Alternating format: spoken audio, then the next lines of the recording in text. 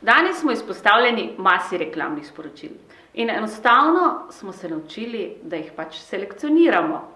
V vsakodnevnem hitrem tempu življenja smo postali nedovzetni za vse, kar nas nagovarja. Vsi, ki se ukvarjamo s tržnim komuniciranjem, smo postavljeni pred en velik izziv. Kako priti do oči in ušes svojih kupcev? Kako jih srečati?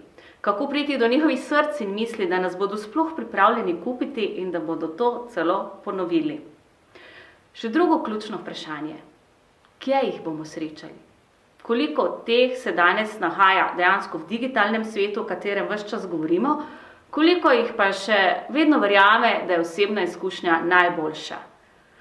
Vsaj te odgovore, tudi odgovor na to, ali je vaše tržno komuniciranje dejansko dobro, ali ga lahko celo kaj izboljšate, bomo poiskali na februarski delavnici na digitalnem laboratoriju. Pridite, zanimivo in poučno bo.